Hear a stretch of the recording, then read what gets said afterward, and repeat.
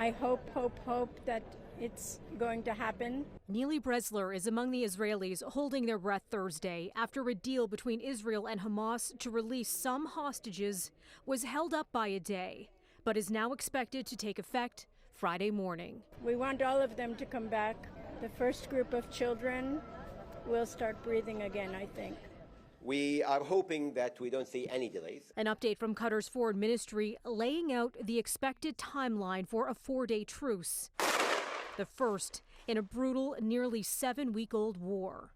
As part of the initial phase, 13 Israeli hostages, all women and children held in Gaza since the October 7th attack by Hamas, are set to be released at 4 p.m. local time Friday, hours after the ceasefire is scheduled to begin. The agreement is about full cessation of hostilities within the 4 days, so obviously any resumption of hostilities of any kind would be a breach. And I think it's very important that lines of communication remain open so that any possible breach, however it is defined, is communicated immediately to both sides and there is a way to walk back from it.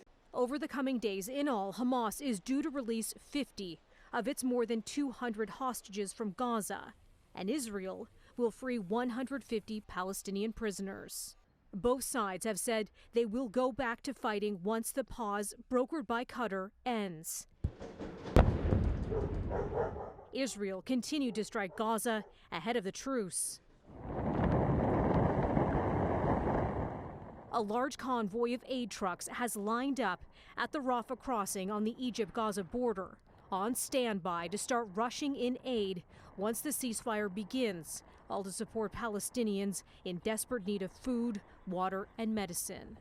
The U.S. president, marking his country's Thanksgiving in Nantucket, says he won't have an update on the hostage deal until it's done. And when he was asked by reporters if he thinks a 3-year-old American girl held captive by Hamas will be released, Joe Biden saying, "Keep my fingers crossed." As for why there was a delay to the deal, Qatar pointing to complications with logistics.